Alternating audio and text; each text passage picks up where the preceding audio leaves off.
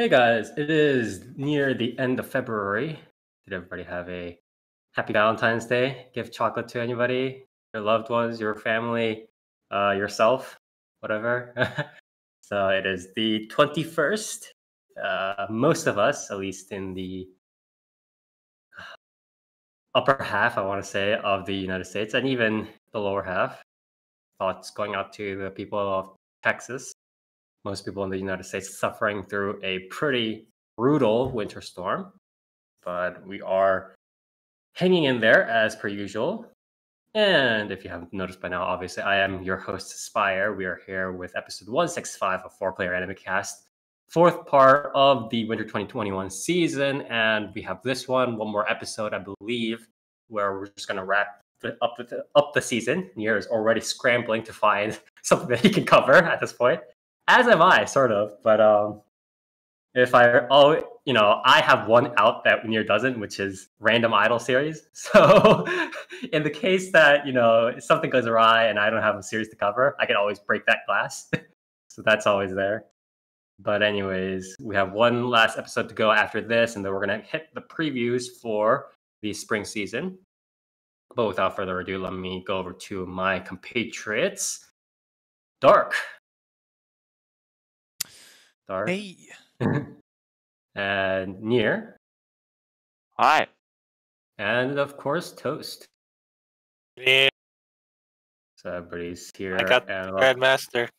Nice, He's the nice. aggro shadow. Pretty cool.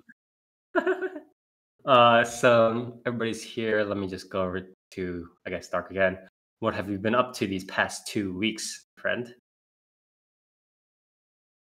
It's a good question. What have I? I'm kind of like catching up on most stuff I was kind of behind on. Like the new season of None of Yuri. Fuck! I need to catch up with that. I forgot. Fuck. You're right. Yeah, it's pretty awesome. Yeah, I mean it's more None Yuri. It's fucking great. Like from episode 1 right off the bat, I'm like, this feels good, man, But yeah, I did that, caught up entirely with Kimono Jihen, Dr. Stone Season 2, all that other stuff. So, Right. I've been pretty busy with that. Catching on, obviously they're pretty good series all around. It's a pity because, or sometimes it's a pity because when we do our preview shows, and we look over a lot of the new series, right? And a lot of the new series are like idol shows or gay boys or isekai stuff, coming in for their one season promotion, right? And then hitting the fuck out. Or, there are random kind of spin-offs. We often don't cover the myriad of sequels, right? That come out, like No Namburia, like, let's say Fire Force or whatever it is, right? That often do come out and are pretty good. And it kind of feels bad when in our preview show, we're always like, oh man, this season sucked, blah, blah, blah, blah, blah. And then, it turns out to be pretty decent overall because we are watching these sequels that are pretty good, right? And hold up the season. So I do feel kind of bad sometimes when we're going through the previews because, it shakes out to be pretty decent at the end when the sequels start carrying a little bit more of Yeah, but I mean, sequels carrying an entire season's kind of like. Yeah, it's not good. It's never good. Not optimal. Yeah, anyway, exactly. So. Yeah, it's not exactly the best look for the industry. But yeah. Anyways, good to see you holding up pretty well again, even in these times. What about you, Toast? What have you been up to these past? I watched Blue. It was pretty good. Okay. Got a lot of cool. What is it? Pings from it. Yeah. Okay. PNGs. Oh, and nice. Bumps. Yeah. No, I know what you're talking about. Yes. The new song Azur Clear Sky, pretty good. Okay. I am waiting with bated breath on Hololive Alternative. That's gonna be cool. Okay. Anything in terms of anime stuff or what? Although live alternative is going to be cool, Spire. Shut up, dude. As I said, anything in terms of anime stuff? Toast. I rewatched the entirety of 08 the Mess Team. It's pretty good. Nice. So, kind of just going back over old stuff. No, Yeah. not really. No. No, it's not old. Oh wait, the MS team is pretty old. 1995 isn't that old. It's It's quite a decently while old. ago. Yeah, I would say it's decently Yeah, old. I Two mean, decades apart is and pretty first old. of all, you're the guy who's like, there's been 1,700 fucking eras of anime since '95. So like, It's I not think we old can until we start classify going it. back to Double Zeta's kind of sucky. Don't watch Double Zeta. Yeah. Double Zeta's what 1986. You watch Zeta Gundam and it's pretty good, even though the design choices is well, it's up to your own personal taste. Then you get the Zeta Gundam and it's all super wacky, and I'm like, why are you doing this, Tomino? Where's your head going again? I don't know where that guy is going anymore. How old is he now? Like 80? Something like Yeah. that. Yeah, anything else, or is that Oh, pretty much? you want me to keep on going? All right. No, Well, I don't need you to keep on going. I'm Well, saying, so- do you have anything? It's a conditional. I'm not forcing you with anything. There was that one really bad Doomer meme on a Kiryu meme review with Noel. I'm pretty sure Noel Please was do pretty not. uncomfortable with it, and it showed. All right. Anyways, moving on from Toast. What about you, Near? The Shadowverse mini expansion came out, so I've been playing that. Pretty disappointing mini. Really didn't do much. The strong decks got stronger, and the weak decks got like maybe one or two tools to like kind of be competitive. Really didn't shake up the ladder at all. If anything, there's just more shadow. Although I feel like that's kind of just like I feel like every time new cards come out, the Japanese player base is like, "Oh, Shadow's so good right now." And then it turns out that like Shadow's actually kind of like really prone to bricking, or like it's just like an aggro like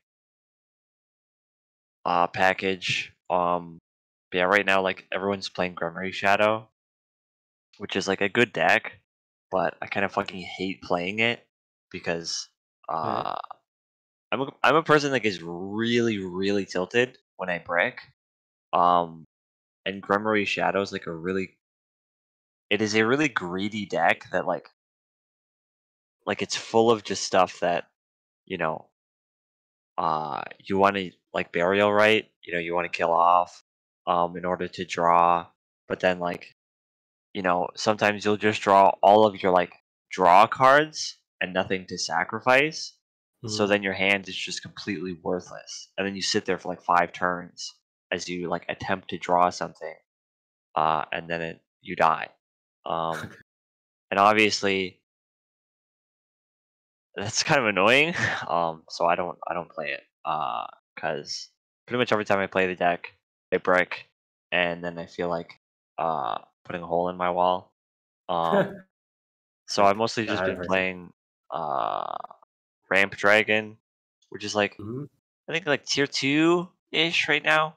But it's getting me points. So Okay. but I heard you got a super cool card done here. what, Tiamat? I heard you got a super cool blood leader too. Oh yeah, I pulled the new Bloodcraft leader, which is what's her name again? Fucking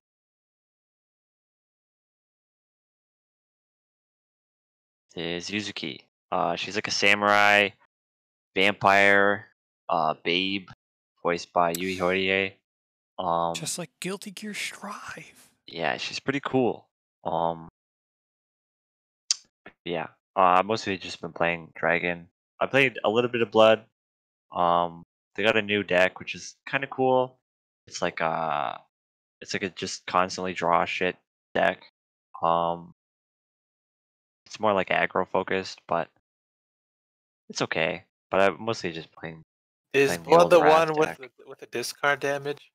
Uh, That one kind of neat. nah, the discard damage one is Dragon. What Bloods is like you evolve the one gold card, and then you get the effect where every time you draw a card, it pings a random enemy. And so the idea is to just constantly draw. They did get that new card, the new legendary, that like at the end of your turn, every turn you discard your entire hand. Like you draw like 4 every turn. But a lot of people are saying the card kind of sucks ass because There was that one time I got hit for like 12 damage with 2 balls. That was neat. yeah, I mean double ball will usually hit you pretty hard, but like the problem with discarding your entire hand every turn is like there's no incentive to do that at all for Blood right now. So I mean, that's the only Bloodcraft deck I see nowadays. The aggro one's like sucky slow. I mean, all right. So I think this Shadowverse conversation should take place maybe another time. But anyways, anything else going on? Sounds like someone didn't get to Grandmaster, huh, Spire? Yeah. So anything else going on these past 2 weeks? How's not really. Gear Stride? Oh yeah, I have been playing the Guilty Gear Strive beta. The game kind of sucks ass, but I still don't like the UI on it. It looks too Microsofty. I mean, yeah, it looks like No. shit. But yeah, I mean, the game is the game. Very, very political comment we have. Thank you. Yeah, very hot take. But yeah, other than that, just kind of been keeping up with the usual stuff. I did watch a bunch of SK8 the Infinity, which I'll be covering. But yeah, that's about it for me. Okay. As for me, I've been getting. I'm always saying this like every podcast, but I'm reconfiguring my schedule. But it is what it is. I've been through a couple of weird projects these past couple of episodes in real life, so I've been kind of reconfiguring my schedule, and it's very weird because this combination of me having weird projects and obviously I want to do other stuff in my life that's not work, right? Whether it's or hobby or exercise or whatever it is, and then add on the fact that COVID, we're stuck home, and then also the winter storm and everything else. And what this reminds me of, what my sleep schedule reminds me of, is a long time ago when I don't know when I read this, maybe it was like middle school, something like that, but I read this one article where there was a study where people were kept in a room without natural light for like, I want to say a month plus, 1 to 3 months, something like that. Essentially in the basement, yeah, exactly.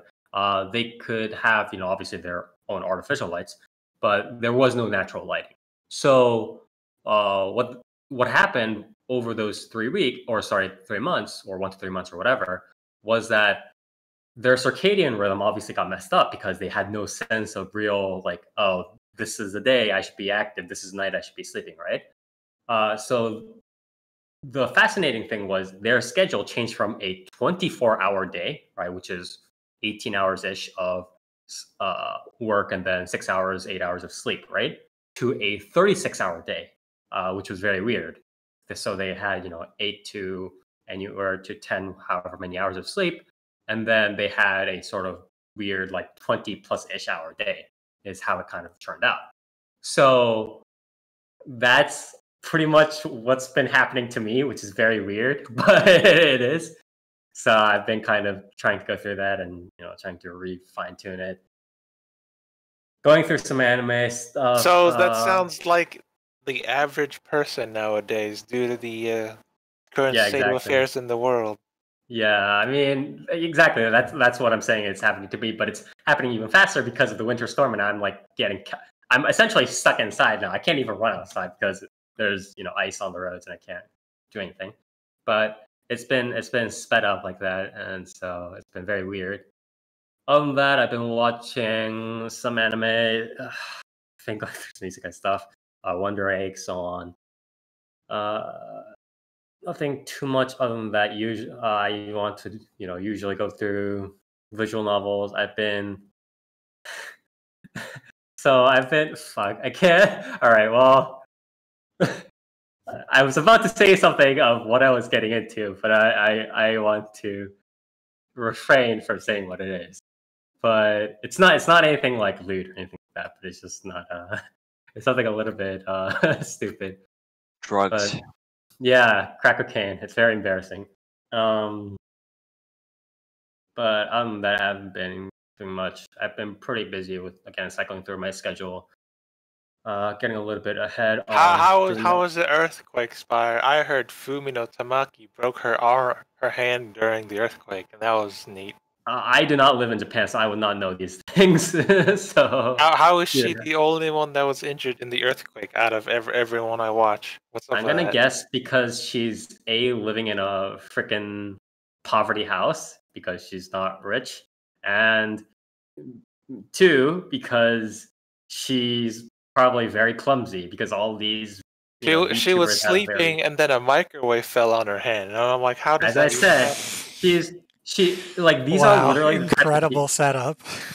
yeah, the meme. I mean, it's not even a meme. The lore behind it was Skinomito, right? Skinomito, in her early days, had her laptop set up essentially on top or next to her washing machine, right? I was on top. So people, yeah, it was on top. So you would literally hear like, like during random times in her stream when it would start up. I mean, these people are not the richest or the brightest people in the shed. They're good people. I'm not saying they're not. They're good people, but they're not like super Yeah, well set they're kind up. of fucking stupid. They're retarded. Sorry, guys. Anyways, that's pretty much all I've been up to. And I guess with that, we'll just start off. We have some big heavy hitters today, so we'll better sooner than later. Start off with host. What do you have for us today? I watched.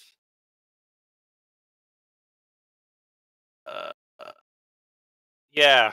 I watched as Lane full speed ahead. No, it's Bisoku Zenshin slow ahead. That's the one. Yeah. On the list of. What's that show that had a collab with Kantai Collection that one time, and it was pretty cool. And it was also Kancolle related, but I forgot the name. I'm not A sure. show. A show that had Kancolle collab? Yeah, it was not Contact Collection. It's the other one. What is I mean, the other one's Azur Lane. Yeah, exactly. That's what I'm thinking. I'm like, What do you mean the other one? There we go. I'm talking Dude, about what? Arpeggio of Right. Oh, Arpeggio, Arpeggio. Arpeggio Steel, Arpeggio Blue Steel. Blue yeah. Steel Art. Yeah. Yeah. So on the Heaven list and of an Arpeggio to what is it? Fleet Middle School? Is that what? Dark you high watched, school right? fleet or something What? like that. Is that Azur? what Wait, you're talking about? Azur Lane? High footy? No, high footy. Yeah, high school fleet is. Yeah. What he's talking about. Between Arpeggio Watch and any. Here, why do we remember these things? Why do we High remember these footy. things? They're so I bad. don't know. We're man. bad. We're like bad people. I think this is objective. I'm gonna rate this I'm gonna rate this as the Carnival Phantasm to your Fate Grand Order first. What is it? First. What are you saying? Fate Grand Order. making an first analogy. something, yeah.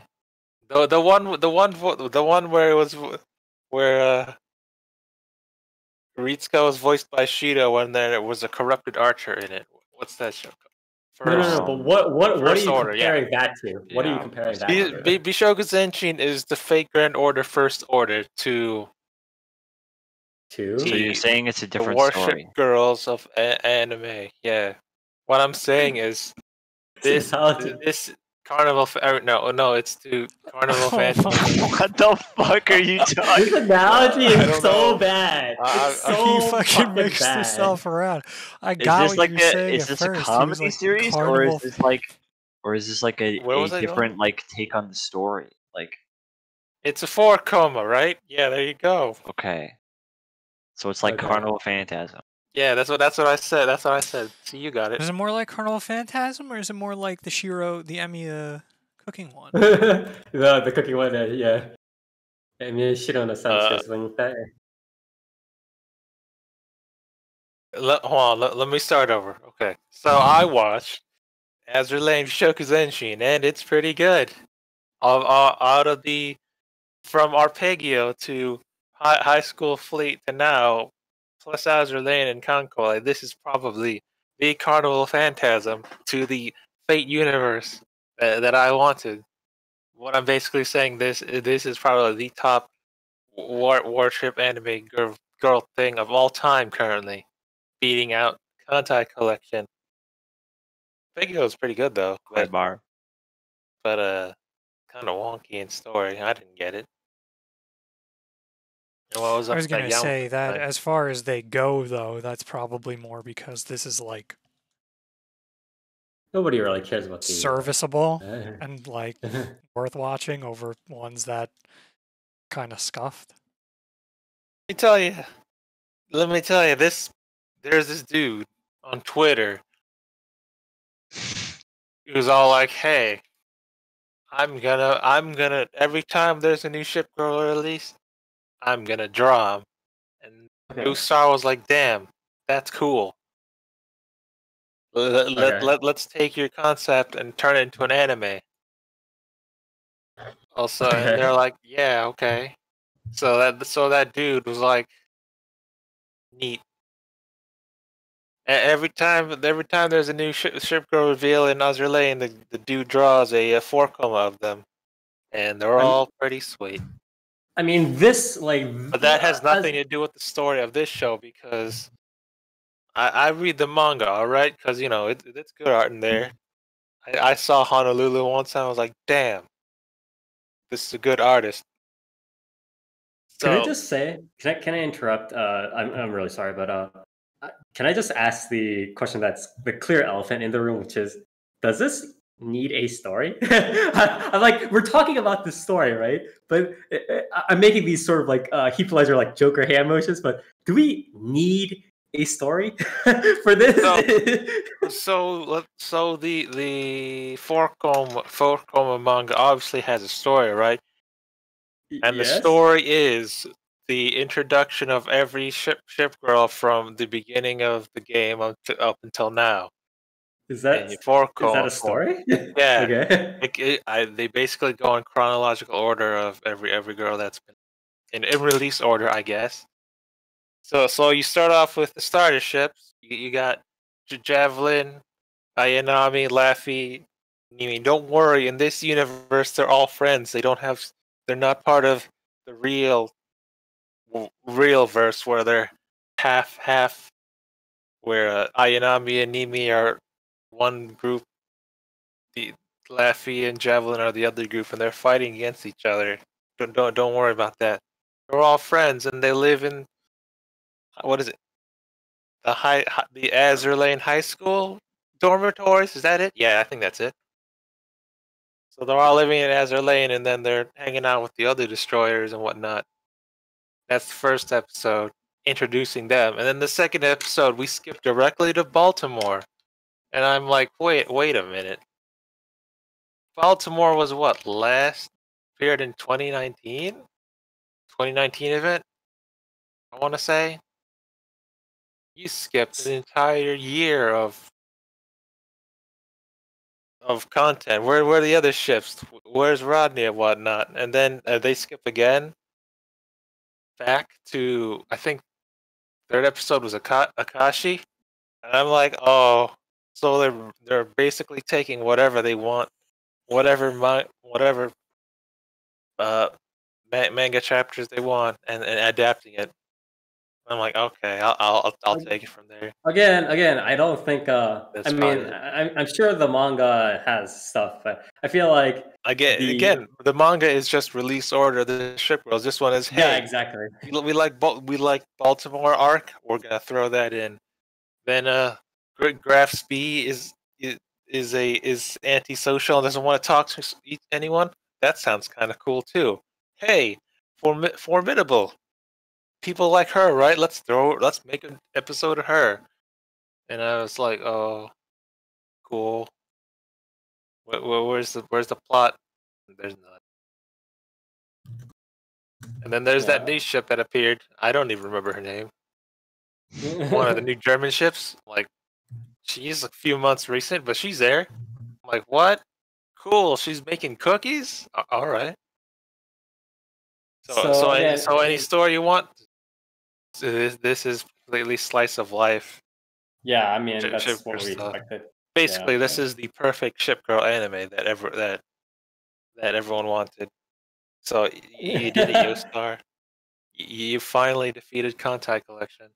I mean, I don't think. I again, I just want to say that I'm not sure if the bar for having the Ship Girl series that everybody wants was that high to begin with. You know what I mean? It was like just give us the girls. Just give us the girls. Yeah. When did Arpeggio come out? Like 20. That's old. Like 2013. And how come it took them 18 years for it, Spire? They're obviously. Aoki Haga no Arpeggio was. It's a little bit like comparing apples and oranges, right? Like, it's a Warship Girls anime. Spire. It falls within the. Yeah, but Arpeggio was like serious. Well, it's not about being serious. I think the point was that Arpeggio started out with a story, and had the sort of like its backbone isn't so much the ship girls just being ship girls. It's like it has ship girls in a centralized story. Whether that story was good or not is up for debate, right? It's whatever. But it's a different it's a different arc from what Contact Collection and Azur Lane tried to do, both of which, we can again debate whether Contact Collection was bad. You want to bring that up because it was 50-50, and I'll still hold true to that. Sixth Destroyer Division was the best episode of that entire anime. I agree with you that Contact Collection was middling at best. What I'm saying is, it was pretty good. It's shut up, dude. I'll say it's third on the list. Well, no, it's second. No, it's second. It's second. Azur Lane, the real anime, really bad animation style. Not like that. I can't forgive that. What I want to say is that the sort of spiel, the elevator sell, the pitch, the sales pitch that Kancolle and Azur Lane is going for is clearly, hey, look, here are freaking cute ship girls. Buy this shit, watch this shit, you stupid idiot, kind of thing, right? It's like in your face, and I'm fine with that model. It's on the nose as long as you sell that product, whatever. Let's do that. But it's clearly a different beast in a sense from what Arpeggio was trying to do, which was it was actually trying to tell a story. So I think it was a little bit different from what the objective was. So, anyways, any last words on Azur Lane? Yeah, the animation studio is the Ostar one, right? Yeah, it's Ostar Pictures. I guess it looks better than Azur Lane, the original, because I mean, I would hope they founded like the Ostar Pictures internal studio to avoid like another Azur Lane scenario where like it's just like dog shit. Yeah, well, I mean, it looks good. It kind of looks like the manga, in a way that the Neptunia anime kind of looked like Sunako's artwork, kinda, as in not really kinda, but you can sort of guess it's there, so it's okay, I guess. Also, you can tell this is obviously low budget, like really low budget, but they made it work. Low budget as in they can only afford to voice 1 or 2 extra characters this entire series. You have your 4 main cast, right? I mean that you pay them, and then the entire episode, you see all those cameo ship girls in the back, but then oh look, the main character of this episode is the only one that talks. Sometimes there's another one, but they're only on screen for like 30 seconds. But that's okay. You gave them some pocket change to say their lines. And it was like, okay, that's Jesus cool. Christ. Yeah. I don't know. Anyways. I guess the best episode so far. I mean, take a pick. Take your pick between Baltimore, Prince Eugen, Akashi, Rodney, Minneapolis, Graf Ski, I think you literally named like half of them. Bismarck or Formidable. I mean, take your pick. Who am I to say? I will say, however, that I saw Honolulu in the ending credits, the ending animation, and I have yet to see her in the anime. So I'm hoping there's a good episode for her. I did see Bremerton or Graspy trying to talk to Bremerton as well, so that was a big plus. Bremerton's never gonna get a speaking role though, but Honolulu is a definite candidate, and I'm highly anticipating that episode. Okay. Yeah, animation. What is it? Sound wise? I don't know. You only hear six. You only hear a maximum of 6 voices, so take your pick. What else? Yeah, so I'll rate it. It's 9 out of 10. Great. What the? I always love how Toast does his ratings because it's never like he's like praising it and then he's giving it 9 out of 10, or he's like insulting it and then he gives like 1 out of 10 or something like that. It's always like, yeah, this kind of, it's the audio is like whatever, like it could be better. All right, 9 out of 10. or like he's praising, he's like, it could be better. Yeah, everything's so good about, like, this is the weirder part where it's like when he's being like he's singing anime's praises, right? He's just like, oh, it's really good. I like everything about it. This is like the anime of the season. I'm like, okay, yeah, sure, I get that. Like, I don't necessarily have to agree, but I can see where Toast comes from. He's like, it's so good, and he's like, I'll give it like a 6 out of 10. I'm like, what? What the fuck just happened? This is why we have Toast on the podcast, by the way. Just saying. Anyways, thank you. Talk to me. I'll tell you again when I see the Honolulu episode. Otherwise, yeah, now then it would be a 10. Yeah, and if there's none, I'll dock it a few points. You can't stop me. But yeah, Yosar, good job. Small budget. Don't mess. Oh no. Oh, I get it. There was supposed to be an episode with in the early manga. There was supposed to be episodes with the IGN group. Guess why they haven't appeared? Ha ha ha ha. Ha ha ha ha. I get it. Anyways, the dark side of animation studios. Anyways, thank you, Toast. I forgot to mention this is 8 minutes, so it automatically. Oh, it is a short. Yeah, okay. Yeah, it automatically what? Wait, automatically what? It automatically goes up a few points because it's short, just like a 4 coma. I mean, I expected at least 10, but 8. Sure, I'll take it. You're like, I expected it to be even more time consuming. 2 extra minutes. That can't happen. Well, I mean, have you seen the 3-minute anime that turns into like 6 minutes? I have. They're only showed on Tokyo MX late at night. And it's not really worth it, but you take what you can get, I guess. Anyways, thank you, Toast, for helping cover Azur Lane. Is this there a full name here, or is this just Azur Lane? Bisoku Zenshin, aka Slow Ahead. Yeah, okay, yeah. Bisoku Zenshin, Slow Ahead, Yonkoma. Please do check it out if you do like Azur Lane. Next, yes, Who does? I mean, Azur Lane slowly fading out of existence. Have you heard of Blue? Was it Blue Crystal? That's the new hot craze nowadays. Yeah. God damn it! All right, next I am going, and What is it? I don't know. Never mind. All right, forgot let me go on. And Blue Archive. There we go. Thank you, Toast. So let me go on ahead. It is 例えばラストダンジョン前の村の少年が常磐の町で暮らすような物語。Or Last this Dun. one. Yeah. Also abbreviated as Last Dun or Last Dungeon, whatever you want to call it in the abbreviation. Or localized title, suppose a kid from the Last Dungeon Boonies moved to a startup town. Excellent use of the word boonies. Very classic US, UK privilege there. But what's the etymology of that word anyway?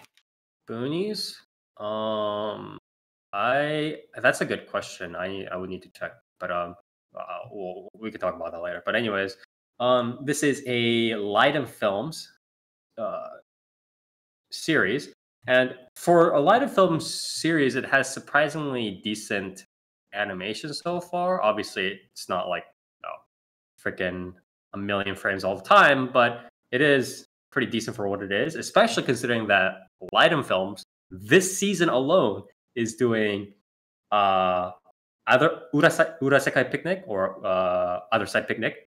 They're doing Last Dungeon, they're doing Hortensia Saga, and they're doing Cells at Work Code Black. They're doing 4 series at the same time, which is a feat that's not done by many in a year, pretty much ever, unless they're except for A1, who they have people jumping out of the windows, and also maybe has JC Staff ever done that? I think the only other people that have like attempted I don't know about 4. I know JC Staff has done 3 once, but I don't know about 4. The only studios that I've like been like, oh, they're doing a lot of series, and like on more than one occasion are like A1, JC, and I want to say Production IG maybe is sort of the 3 people, like the usual suspects. But yeah, Light and Films are doing 4 series, and they're all pretty like Urasekai Picnic was pretty decent audiovisual wise, right? Here, no, bad. No, it wasn't. It was pretty bad. So that's where they cut it, yeah. So they probably cut the money on like Urasekai Picnic and I didn't see Hortensia Saga, but they probably put the money on. It's another fake isekai. Don't worry about it. Well, that's not what I'm talking. I'm talking about whether the audiovisuals were any good. But I'm guessing that have you what is it? That Crest War Senki Arslan's, what's it called? Grand Crest Senki? Yes. It's the same feeling. Don't worry about it. No, I know. I'm saying that again. The audio visuals of the anime is what I'm talking about. It's okay. So so they probably put a lot of the money more on something like this, Last Dungeon, and Cells at Work Code Black, a little bit on Hortensia Saga, and completely fucked Other Side Picnic. Is that how the budget worked? Yeah. All right. Seems like it to me. Somebody has to suffer here. Somebody just has to suffer. Yeah.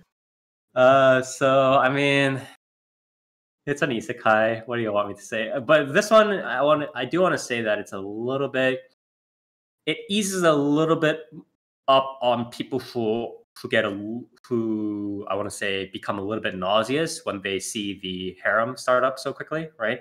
Because usually in these series, right, a lot of the rigmarole, or a lot of the progressing stuff like that is essentially at this point what I want to say collecting Pokemon cards, right? Except the Pokemon cards are like the girls in the harem, right? You're collecting the girls is what you're essentially doing in all these power fantasy isekais. So for people who are a little bit more nauseous about that, this one is a little bit better on that, and it doesn't necessarily stick to a particular theme. Like I'm gonna be the best pharmacist in this feudal country, or I'm gonna be the best farmer ever, or whatever it is the usual stuff do. So it doesn't stick to a theme like that. It doesn't also, it doesn't, run through the usual harem stuff. So it has a more lax pacing without the harem that's a little bit more enjoyable. It adds the humor because the idea, the whole premise of the story is this young kid is stuck in, or Shota, I guess, whatever, is young boy is stuck in the wilderness, right, in some weird village. But this village is actually located where all the demon lords and the last boss monster characters and high level creatures are. So obviously he grows up in an environment where it's super tough. He gains a lot of levels and experience and skills and stuff like that. And then he moves back to a regular, feudal village town or whatever. And obviously it's like being out from the hyperbolic time chamber, right? So he gets out and he beats up everybody, and that's where the power fantasy is, right? The little boy just going through and be like, "Oh, I'm so powerful. It's like, I didn't even know I was this powerful, blah, blah, blah, blah," and going through all that. But Spire, isn't this a subversion of that trope? Why is it a subversion of this trope? Isn't the whole shtick of this anime is that, I was told I'm the weakest of this entire place, but I'm actually quite strong, but no one ever tells him. Well, it's not a subversion. It's not a theme subversion. The idea that the guy is like, I'm actually weak, or I thought I was weak, but I'm actually strong, or whatever, or other people think that he's actually, or know that he's actually strong, although he thinks he's weak, is less a theme subversion and more of a general plot railroading hook, right? It's like, oh, this is sort of the shtick. I need to get into so I can dig into the power fantasy further. But the inherent power fantasy itself, the fact that he's casually powerful, he's just casually like, oh, I can casually use superhuman magic, or I can casually fling away these monsters. That in itself, the core is not changed, so it's not really a subversion, I would say. Let me just say, I that's one of the few tropes that I've grown to dislike over the years. Which one? It gets boring. It relies on too much of their humor, like, oh, haha, I'm actually I didn't know. Yeah. Okay, but it's like, get over it. No, I think you are quite preaching to the converted, I would say, is the phrase. I don't think how many chapters will it take for you to finally become a true man? Like 200? True man, well, 300? Well, how come Corona says to have confidence, but this small boy can't? You're losing the VTubers over here, Japan light novel writers. I don't think the little isekai little Shota boy listens or watches VTubers, so it's a little bit hard. But in any case, I do agree with you. It's also not. Yeah, it's also not really real. the appeal. No. I'm saying that's not really the appeal of having a character like that. You know what? The worst probably wouldn't be if they were going for is? like, this character is going to gain confidence, or like be confident in their abilities. Probably wouldn't have been. This guy's all the thing is also that the moment that so it's always this like, I think it's not even like a two-way struggle. I think the actual paradigm is like a three-way struggle. So one, there's these things where people are kind of like, I want an easy sort of power fantasy, right? I want to read about a person that's just like, oh yeah, I can just get through this, boom, boom, boom, boom, boom. They want to sit down and this sort of isekai, the easy version power fantasy, is sort of the Hungry Man, like TV dinner kind of isekai, right? You're just getting down, you don't give a shit about this quality, you're just like, whatever, blah, you just give it to me, slop it into my mouth.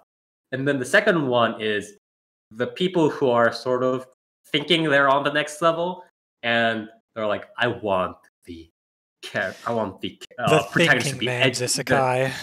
Yeah, the thing is, I want my protagonist to be tough. I want my protagonist to actually kill. I want the this lean cuisine. Yeah, exactly. The hot pockets. The hot pockets instead of the Hungry Man. But I was the lean cuisine of isekai.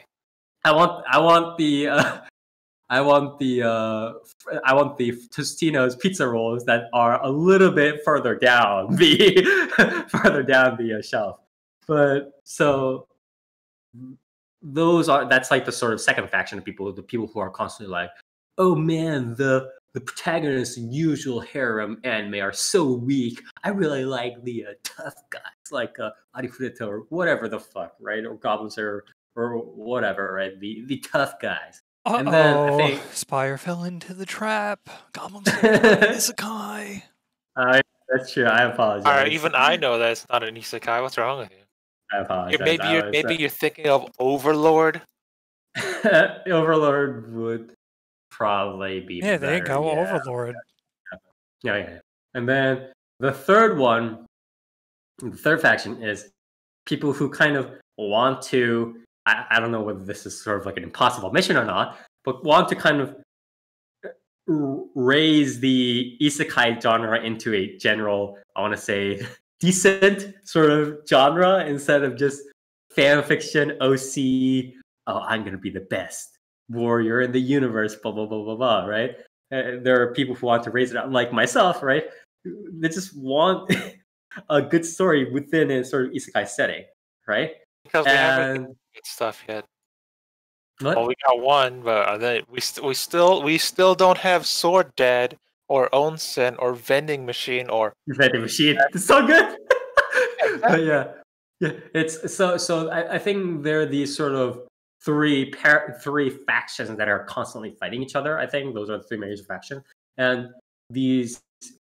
I don't want to say the writers themselves, but the people who kind of boot the writers up to the top, which is like the publishing companies and so on. I think they're often kind of struggling trying to kind of toss it off or try to sell to the audience that's clamoring the strongest. And it's oftentimes either the first faction, again, the people who just want an easy isekai, or the second faction, it's the people who are like, oh man, I'm a tough protagonist. Those people are usually the loudest. Is that the same faction as the ones who like the grim dark revenge isekais? Yes, those are exactly the same people. So those factions are usually the ones who clamor the loudest, and thus those people kind of getting what they want. So we get stuff like Last Dungeon. So other than that, who's your favorite character, Spire? My favorite character? I don't really. The thing is, with something like Last Dungeon, there's not even this is coming from a person who has again gone through a lot of isekais, but it's like at this point, I don't even necessarily have like when I read through isekais that I'm not. I mean, even when I do go through stuff isekais that I'm invested in, like Riso no Himo Seikatsu, right? But I don't really have a favorite. I just have a degree to the types of interactions that I want to, which, if that makes what I'm saying is like I don't like a protagonist or I don't like a certain heroine, but I want to see more interactions with X protagonist and X heroine more, or like I want to see more interactions between these two characters, or I want to see these characters set of characters develop a little bit more and then do these interactions is sort of what I want to see. But I don't really have. I'm not like, man, I really like this character. A lot of these isekai characters are not. How do I want to say? Compelling enough for me to just be like, yeah, I like this character. But I do want to. A lot of times, I'm just like, oh, I want to see more of these sorts of interactions. What I want. Getting back to Last Dungeon, or sorry, yeah, I was in Last Dungeon. Sorry, Toast. Why are you saying sorry to me? What'd I do? No, because I was mixing up your question. But yeah, that was my answer to Toast's question. But that, there's not really too much. There's really no point in going for me to go over the plot. It's like the same thing, right? It's repetitive. Oh, I thought I was weak, but everybody else knows that I'm strong. Also, right? The other like subplots don't really matter. They're just like bullshit. Yeah, that's about it. The boy is voiced by Hanamori Yumiri, a female voice actor or actress, excuse me, and she does the Shota stuff. And if you want to watch If you want to watch an easier sort of isekai, sort of a slinking along, power fantasy wise, and then it also has the Shota protagonist, check it out, I guess. I guess? Question mark? But is it better than? Do you think it's better than that inferior Night Level 9099? Because I hate that one. Which one was Hate that one. Sorry, The one could with the boy, that Uland boy who was trained by the strongest beings, and he's all like, "Oh, I'm level 999, but I'm so weak. I want to travel the world and work and become a knight because I suck." And everyone's like, "Wow, you're so strong." He's like, No, "No, I shut up." think I've heard of that. I think I've heard of that, but I don't know. No, I it don't know. sucks. Don't rate it. But I mean, I'm on the same boat with you. I'm not a particular fan of this, but it's not like it's not uh, what I kind of want from the series is a little bit different from what you said at the very end, which is like you're like, when are these people going to? One of these characters are going to become tough. It's like I don't necessarily need the protagonist to become tough or like become manly or different. It's more just like, or I don't need them to become manly, but I would like for them to show. I don't know. I just feel like as you also explained, this whole like, oh, I'm weak, but I think I'm weak, but secretly I'm really strong. This sort of shtick, the shtick they use for the humor and to drive the plot is very time limited. It's only going to work like it's not going to work forever. You're going to repeat it a couple times and then it's going to be like, okay, well, this arc is going to be the same thing, right? So it is very time limited, and I know that it does end up being sort of like the central driving factor in so many of these isekais, but I do think that authors need to change away from it as quickly as they can to some other sustainable model of character development. Else it's just very, very tiring. So it's that's pretty much what I think about it, and that's all I really have for uh, Last Dungeon. Again, what is it? Suppose a kid from the Last Dungeon Boonies moved to Sartan, 例えばラストダンジョン前の村の少年が序盤の街で暮らすような物語。What's your rating? Give it My out of 10 rating? because Yeah, out of 10. I read the manga and I'll give it at least a 6. If I had to compare the anime in general to other anime that I've watched or like series stories that I've read or whatever, it would be like a 3.5. It's not like it doesn't offend me because it's like 3.54. It's like 3 to 4 is at the point where it doesn't start really offending me. But it's like I'm just thinking, am I really watching this kind of thing? And then one microwave potato for dinner out of 10. In terms of isekai, if I had to compare it to just isekai series that I've or like feudal fantasy series, power fantasy series that I've watched or read, I would say probably a 4 to 5. It's like pretty much in the middle of the pack as far as like. But yeah, that's pretty much what I'd say. Oh, you're saying it's not the worst thing that you've seen. Oh, absolutely not. It's not at all. Like you can. So you're saying there's a chance. Yes, there is a chance. But yeah, there is a chance. And if you like this sort of stuff, if you want to sit down and eat a TV dinner while slopping the power fantasy into your face, this is the series for you. And with that, we are moving on then to hopefully a better series. Nier, what do you have for us? Wow. Can So your I series watched- beat my series? Probably. I watched SK8 the Infinity. Yes. Which is our Bones series for this season. And I like it. It's pretty okay. So as we went over in the previews, typically when you think of skateboarding, right? You think of, guys hanging out, maybe at a skate park, just doing tricks, whatever. you don't typically think of racing. But this is a series about racing on skateboard. And it does a surprisingly good job of it. So the initial setup is the one of our two main characters, Reki, which is the red-haired dude. Is he's a hardcore skater, man. And he's part of this secret underground skateboarding racing league question mark. Pod racing is what you're Yeah, saying. that Yes. takes place in an abandoned mine, and is very clearly immensely illegal. But the cops don't seem to pay attention. And he gets owned in a race, and he hurts his arm or whatever. And then he meets Langa, which is the cool blue-haired transfer student from Canada. Near, finally a character you can relate to. Yeah, and he decides to try to learn how to skateboard. Because he used to be a snowboarder. Because Canada is totally always covered in snow and ice. It's not. But no, it's not. What? When is it? When is it not?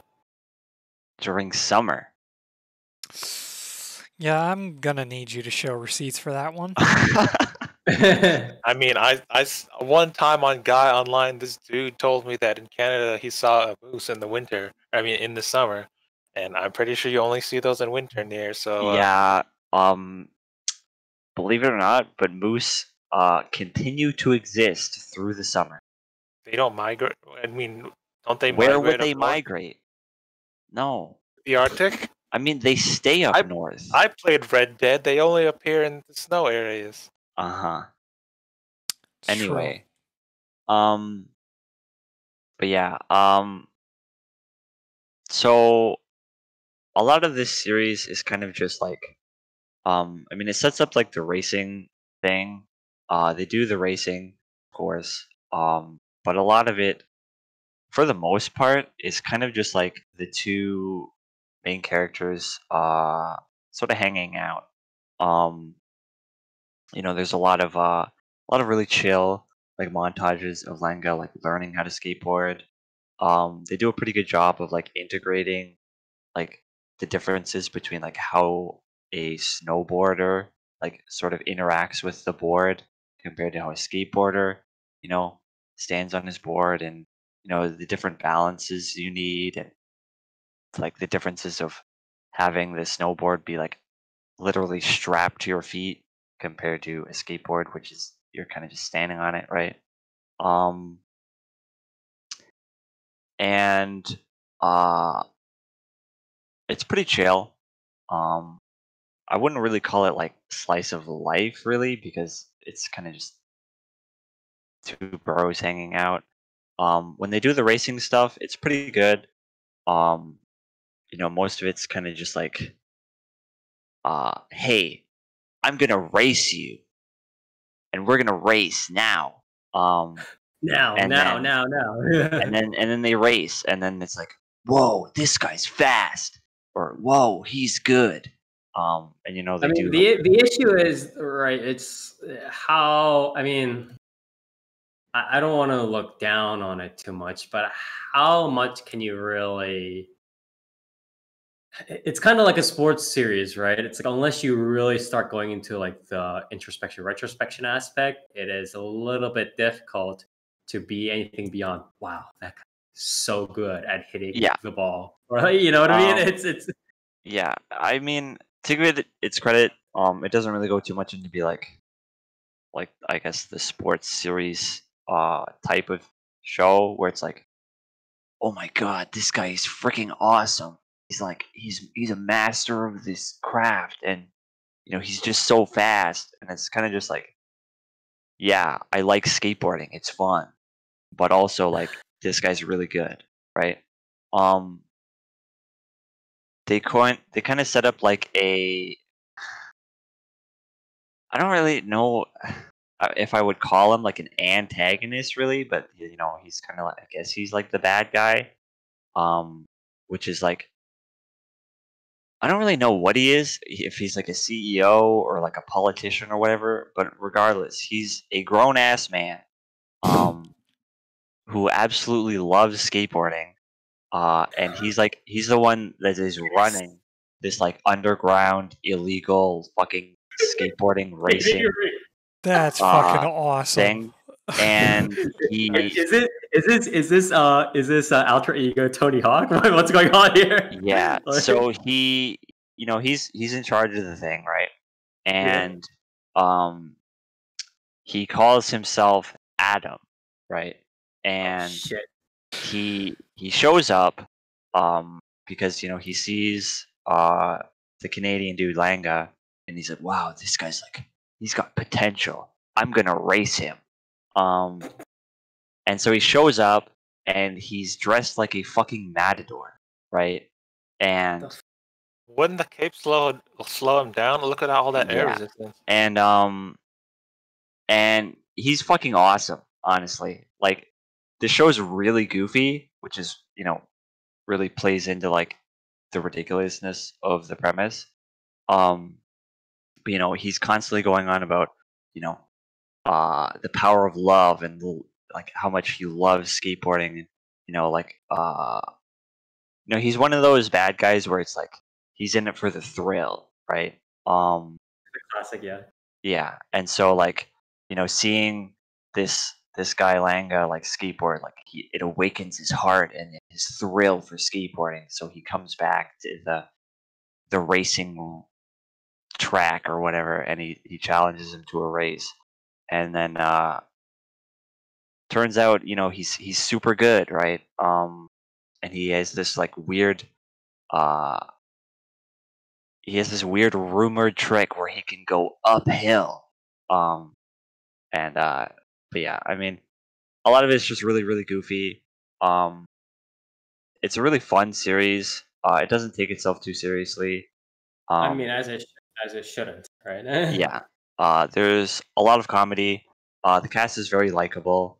The cast is also pretty big. It's like six characters that are pretty much almost always on screen, at least together.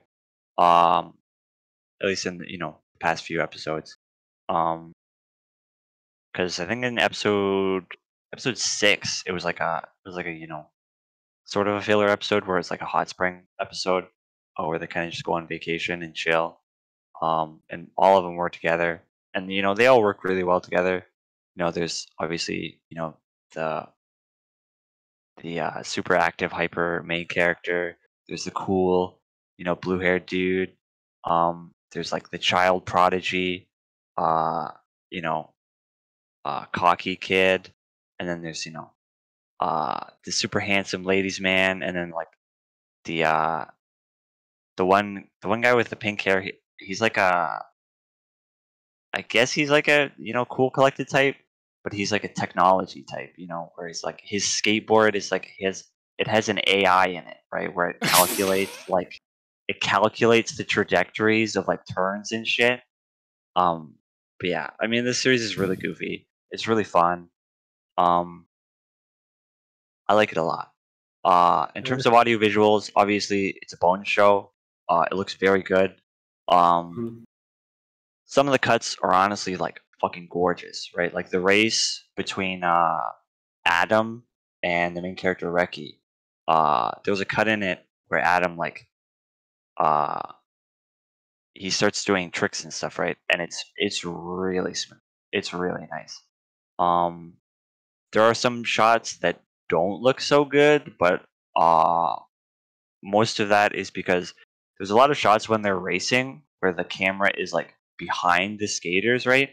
And so the scenery is like coming at the camera, you know what I mean?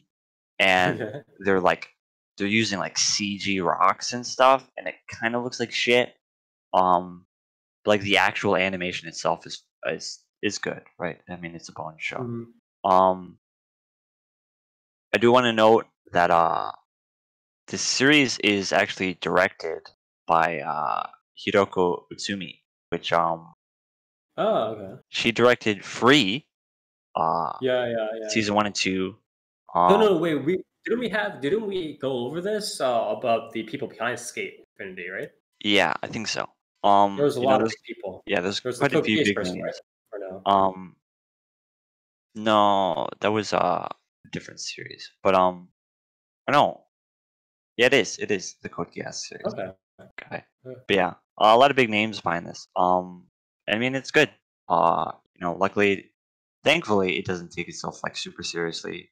Because in the first couple episodes, I was quite worried when they were like hinting at like, this mysterious CEO politician man who's running this skating like racing league, and what are his intentions, but it's just like this like goofy dude that really wants to skate, right? Yeah, um exactly. like, yeah, it's a fun show. um there's some sprinkles of like sports series stuff where the main character Reki is like experiencing some feelings of like inferiority compared to Langa, who's like the prodigy or whatever. Um, but they're not really like going too deep into that, which I think is probably a good idea. But I think it's fine to include it in there. But yeah, I think it's a good show. Okay. So again, please, even if you're not like, maybe like, is this more just like a sports series or whatever? I think this is probably a good watch, and obviously Nier also likes it quite a lot. Fun romp through. So, oh wait, it says in Sasa, did Japan get the what is Um, it? oh, Did for the Japan get the soundtrack, soundtrack? I mean, the soundtrack is, I wouldn't say it's like super standout, but it's very fitting for what's going on screen, right? There's a decent amount of rock type tracks. Yeah, I probably couldn't really name like any specific track that like popped out, and I was like, wow, this is a banger. But all the tracks, like, there's nothing that's like unfitting for what's on screen, and that's all good to the ears. Uh, Mhm. but yeah, I can't really say it's like an iconic soundtrack or anything, but it's solid. Okay, so you, Nier, for helping cover Escape the Infinity. I know it was a pretty big series, or that we did want to cover during our previous covering it. And with that, last but definitely not least, Dark, what do you have for us? Wow. I have a show called Wonder Egg Priority. Tyler Okay. finally got the eggs down, huh? But yeah. So this is a Cloverworks series.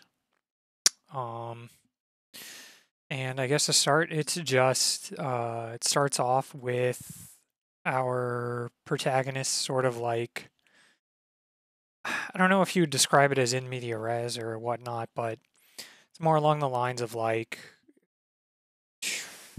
you're not really sure what's happening. And it's very dreamlike. And this is following the suicide of her best friend. And following this, she finds that in a dream, this like beetle brings her to this place. She buys where she meets these like two mannequin guys, and she buys an egg. Or rather, it leads her to like this underground place where she buys them, and after that, it kind of just spirals from there. She winds up like waking up and realizing that the egg is still there. And then she falls asleep, and it's like still with her.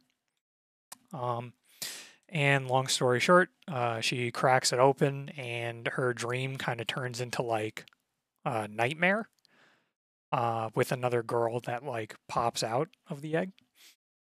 And Mhm. so the basic premise is that every single time she buys one of these and breaks it, someone else's like spirit who killed themselves comes out of it, and she has to help them like overcome their trauma that caused them to kill themselves. Right. And the goal of the series is that every time she does this, it helps to. So far, we've been told it's helping to bring her friend back to life. And I think also helps other people who are like encountering this, because pretty much every person who has a statue, or every person who like comes out of the egg also has someone trying to like bring them back from that Right. statue. So overall, I think one of the standout things is the audio visuals are like amazing. Yeah, it's Uh, legitimately almost like movie tier. yeah, it's kind of absurd. After episode 1, I was like, I wonder if they're going to keep it up, and like, it's more of, what like crazy cool looking shots are they going to have this episode, more so than, oh, are they going to keep it up? This So that this was pretty honestly awesome. like it should be the standard. This should be the new standard. Yeah, I mean it's pretty huge. What's happening? Is this In the the first series? 4K anime? Not quite, I don't want to say that, but but yeah, audio visually, phenomenal. Soundtrack is really really good. I can't wait Mhm. for it to come out. But what I will say is this series also has a very interesting sort of stance. Oh yeah, I should probably also say there are 4 other like girls that all have like their own shtick that join Yeah. essentially as well. So that's another thing that's unclear. Well, not really that unclear.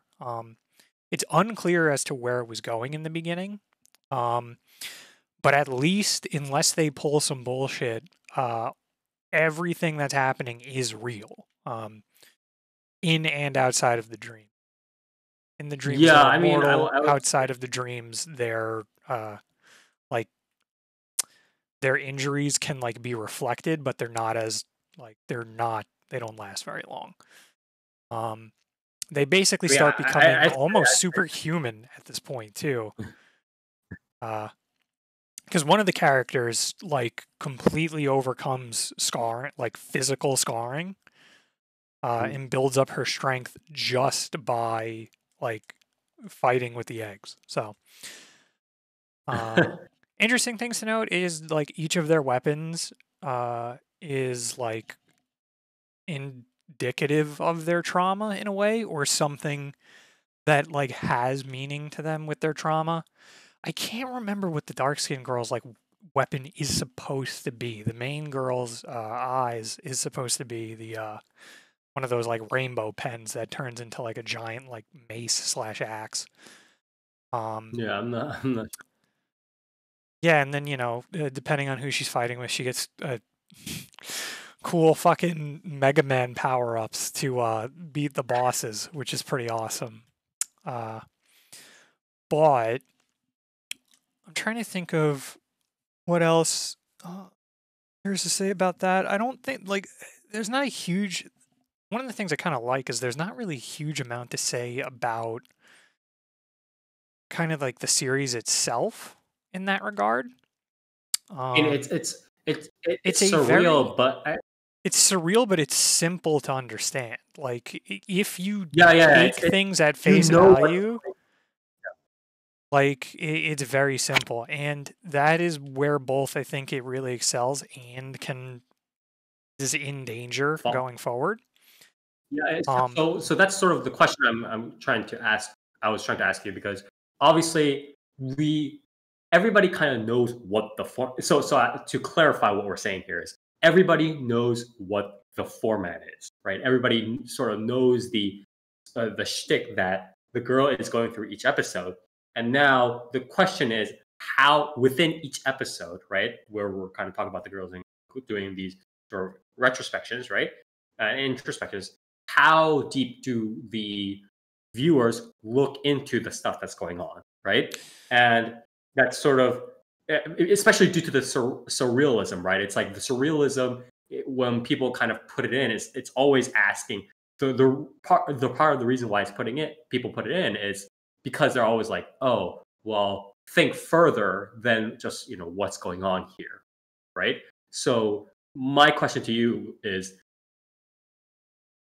do you think right now and maybe in the future, do you think this surrealism is stable and will continue to continue to create a sort of a productive series of episodes where they're kind of going through this and doing, you know, proper introspections, retrospections, and creating proper catharsis and um, going into retrospections that are uh, a little bit more thoughtful and properly, organically, emotionally provocative, or do you think it's maybe becoming a little bit too on? Because that's always the question, right? Honestly, I think it being on the nose is fine. More on the nose. I think it's fine in that regards. I think where the danger where this series comes in, and I'm pretty like concerned about it, is where it decides to go, or if it decides to try and flip that on its head. What do you mean? I think its surrealism is fine. I think it's like the way the characters are interacting is fine. I think the sort of like almost like life lesson-ish stuff that happens during it is like good.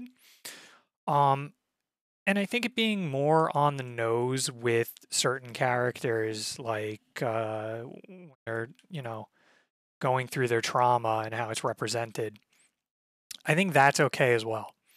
I think where this series really starts to get dangerous is if it decides to be more also like not straightforward with its story. Everything we've been told up till now is like, you know, these characters, oh, if they do this thing, like it'll bring their friends back to life. If it becomes anything more than that, then this series can fall apart in like no time at all. If it leans into the supernatural too much. No, I mean, not even into the to me right supernatural. now, If they try and pull shit like, the real story here was of these four people overcoming the trauma of like their friends dying, and not to bring them back, but to like cope with that. I think if it tries that, I'm like, why would you, like, it's basically committed so much to the supernatural at this point that if it tries to pull any sort of twist or ending or something that isn't, then I mean, it'll that just to end up me like would Phil fail. Flappers.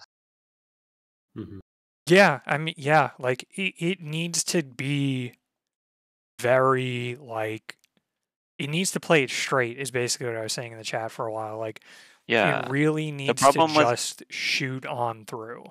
The problem with series like this, where they have, you know, the supernatural element, combining with like a very heavy theme, is I feel like a lot of them, I don't really want to say pretentious, but they do kind of try to be like, uh, you know, maybe a bit more like artsy about it. And they're like, well, actually, you know, the series wasn't really about the supernatural and bringing people back from the dead, but actually, it was about the friends we made along the way, you know? And it's like, well, Is it no, though? because it's that's like, not what the what I series was signed up about for. at all for the last 11 episodes. So if you just go into the last episode and be like, well, actually, all this supernatural stuff you've been witnessing up until now, and the stuff that we haven't been hinting at all, is actually this. And it's like, no, it wasn't. Sir, no. Yeah. Yeah. So yeah, a lot of series like this, they should just like the premise is the premise, stick to it, and follow through. Hmm. You know, if you try to make it something else, uh, like without being ambiguous from the start, um, which it sounds like this series is definitely not doing. No, it's just it's visuals. It has like the sort of like directing of something that would be ambiguous. Like it has that very dreamlike thing, but there's so many things happening that Yeah, it's but if like the it would have writing to be a isn't huge supporting ass that, pull. yeah, if the writing isn't supporting that, then it shouldn't try it. You know, it's fine to have surreal, dream-like visuals that make you question like what is real and what isn't, but like obviously the writing has to accompany a twist like that. You can't just be like, yeah, all these characters are like taking this at face value, and consequently you, the viewer, are as well. But also, here's a twist that wasn't like even remotely foreshadowed. Yeah, I mean, it sucks when Yeah, series do that. So there's Here so would know he watched that weird yeah. fish, that weird goldfish anime. yeah, So it doesn't. I mean, this really isn't a spoiler. They literally get like magic, like fucking creatures at one point that they can hatch in real life and like recall them into like necklaces. And they can do that in reality. And then in the dream, they're like, you know, giant, like bigger and stronger. But outside, they're just like little cute, like, I don't even know what to call them, like Tamagotchi familiars. creatures. Yeah, they're like tiny. Yeah, and they're tiny. Um, so it's just like, you know, there's all these things adding up to where I'm like, it would have to be a huge ass pull to do this, but the way this series is will leave me concerned until literally the very last episode with that. Just because the potential's there. It also has the potential to be too dramatic, or there's a plot point coming up that could also really like put a damper on things. And well, actually, I mean, it's not even really a spoiler because it's like from the beginning, her friend that killed herself, it's hinted that like either the teacher that visits like all the time, like one of her counselor, like he knew something because there's like a scene she keeps recalling of like her crying in his arms essentially. And the other characters like brought up the idea like, oh, what if like she was involved with him, or like what if like he was the cause and now it's like he's trying to like get to you through your mom or something like that. And it's like if it goes But that route too, that's too much. Like we Yeah, can't it's a also little bit. have like the Yeah. super predator counselor enter the fray here. Like Yeah, we got a lot the of secret shit villain. going Yeah, on. exactly. So The more, especially with those things that are a little bit more emotionally provocative, like that sort of predator kind of counselor or whatever, right? It becomes exponentially more difficult to juggle plots, right? yeah. So, I mean, yeah. the fact that it's that, like, if, like, what I'm hoping for is that it's like, you know, there's no real twist, and it's just that he essentially rejected the friend and was like, I'm not dating students. Um, like, that would be fine, obviously. But yeah, because it's like if you introduce something like that, it's like you have a love triangle going on because like I kind of has a thing for him, and then it's like, but he's saying he's gonna date her mom, and then like they're like, but what if he's using that to get to you? And then it's like, oh, slow down. Yeah, exactly. Like we got 10 maces and fucking dream creatures to deal with. Yeah, So we're already at Monica levels, so we don't yeah, it's need. like we're kind of at capacity for what a series can have for like plot points. So, but you know, authors, like especially the ones that do it, try to add these sorts of things, like try to juggle a lot of things. When people try to juggle things, what I've noticed with like anime series, but obviously it's true in literature in general as well, right? When people are trying to juggle things, they don't only and they become greedy, right? They don't only try to juggle two things; they always try to juggle 3 or 4 or whatever things, right? It's always like, what's one more plot line? What's exactly. harm? Fuck! It's like, stop adding. It's like next, like the girls get hit by a truck, and now the predator's gonna be chasing her. Isekai, like, can we then know? the author No. looks like that dude that's fucking dropping all his lemons. Yeah, exactly. It's very, very. People have to be careful. People have to be careful. But yeah. Any last words on Wonder Egg priority? I mean, regardless of where the series goes, it's going to have probably some of the best, if not the best, audio visuals of the year. And you know, join me in prayer that it stays the course. Because that's the thing too. It's like, it's so scary because it's like all you have to do is keep going forward. Like it's just a straight line, and that's all you need to do. But as we've seen in the past with some series and some authors, sometimes that's too much to ask. So it's too hard, dude. Let's pray. Literally impossible. That's not the case. So. How do I prevent myself from adding all of these plots that don't really add value? Or go anywhere. Yeah, exactly. Anyways, thank you so much, Dark, for helping to cover this in a very productive, proper manner. And it is so Dark. So Dark, let me ask you, who would win in it? Who would win in an egg fight? God damn. Her, Madoka, or Archer? It depends. Does Archer have to do with eggs? This is world egg theory. Like, this is obviously all about world egg theory. And what is a reality marvel but a world egg? Shut up, dude. But a big old egg.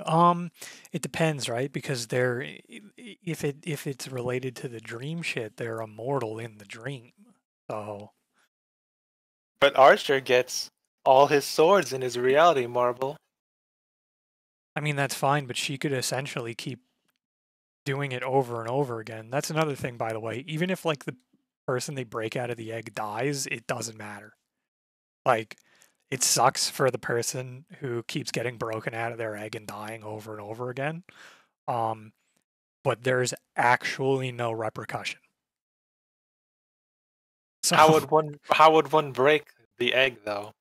You just like break it, you throw it. Like, do anything. You throw it at someone's house? Nice. Yeah, as long as it drops and breaks, then it like expands and pops out.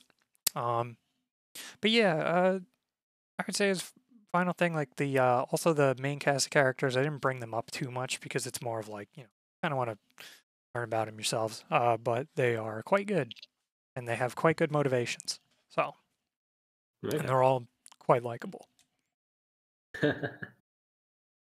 All right, so thank you, Dark, again for helping to cover Wonder Egg priority. Again, definitely one of the bigger names of the season. I saw some people that are like, the biggest surprise of the season, Wonder Egg priority. I'm like, who thought this was a surprise? Like, did you see the preview? Yeah, like, it's not a surprise. You saw the previews, like you maybe they didn't see the previews. Was going to be a fucking like big hitter, like. Yeah, or at least one of the big names to watch out for, even if it like deflated at the end. Yeah, but yeah, it's definitely one of the names to watch out for even now. So thank you, Dark, for helping to cover it.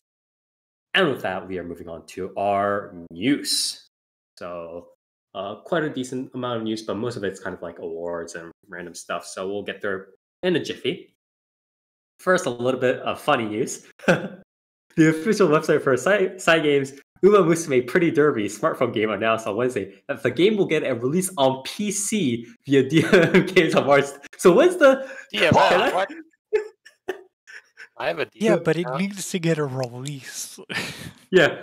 Uma It Musume has Pretty a Derby will release. launch on February 24th for iOS and Android. So finally, the mobile game is actually releasing, and then apparently in like 2 weeks, it's getting released on PC as well for some Yeah. reason. Question mark? Probably because they're looking at like the mobile version and like, wait a minute, phones aren't going to be able to run this.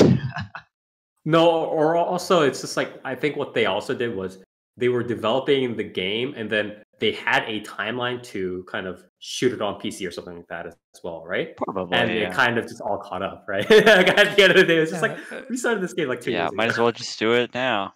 Yeah. I mean, is it also being done? Is it just being done straight through Cygames? Like, No, it's through DMM, so you have to do the DMM launcher. Yeah. Classic. I mean, Slot- as far as like game Shadowverse. publisher though, so that's DMM. I mean, I'm sure the game itself is still handled by Cygames, but like it's just hosted on DMM's like. Okay. Oh, Well, Yeah. because so it's technically, all like isn't Nitaku. well, like technically, Yeah. what's it called? Isn't even just hosted on fucking Crunchyroll's bullshit. It's like not only that they're like pretty Yeah, much I mean, in yeah, control of the Crunchyroll Western is like version of fucking Crunchyroll is like producing the Western fucking pre-Kona. Bikone, but I don't think Uma Musume has an English version yet. So, Oh, okay. but yeah, right now it's probably just hosted on DMM for the PC version.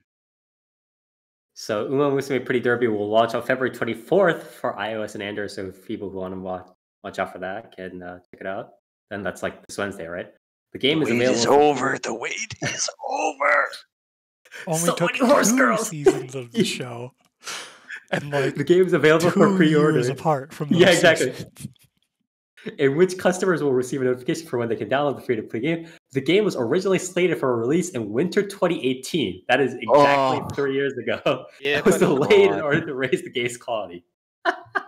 Oh my god. Anyways, so good luck to those horse girl fans. Everyone knew a horse girl. Next, some award stuff. The organizers of the 15th Annual Seiyu, or Voice Actor Awards, announced the winners of the Synergy Award, Kei Tomiyama Award, and Kaze Takahashi Award on Tuesday.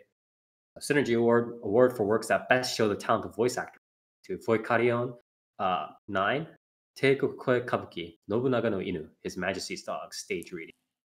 Tomiyama Kei Award for the male Seiyu, who has been active in every field, including acting, goes to Toshihiko Seki of 81 Produce, who he did the voice behind Duo Maxwell and Mobile Suit Gundam Wing, Moose and Rama 1/2, so on and so forth. Takashi Kaze Award for the female Seiyu, who has been active in every field, including acting, goes to Sakakibara Yoshiko of Freelance Agency, who did stuff like Hamankaran and Mobile Suit Zeta Gundam, Shinobu Nagumo and Pat Leber, and Boss in Kudama Drive. Congratulations to them. Where is Kana Hanazawa? The award ceremony, which will reveal the full list of awardees, will be held at the Bunka Hoso Media Plus Hall on March 6th. Starting in 2017, the Special Merit Award was replaced with an honoring of all voice actors and actresses who passed away in the previous year. So that'll also. Beginning in 2019, there's also stuff like Foreign Movie and Series Award, Game Award, Influencer Award, and MVS, or Most Valuable Seiyu. So still hope, Nier. There's quite a lot of hope, actually. I'm not saying why there's hope. I don't know, But Nier. it's like if you roll a dice and there's like a 70% chance to get what you want, it's not really a hope, right? It's like I don't know, Nier. Anyway. Does Kana Hanazawa have a YouTube channel? influence. He's gonna get the influence award. That's all. Yes.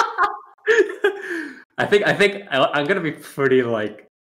I'm gonna be honest. If somebody like you know how Amamiya Soda has been pretty active on her YouTube channel, but all she's been doing is like she's been doing like weekly cooking shows or whatever, right? Yeah. If she gets the influencer award, I'm not gonna be that happy. I'm gonna be pretty miffed. I'm not gonna lie. It's like Why? because we all kind of know why she, like, you know what I mean. Anyways, next, this is more awards.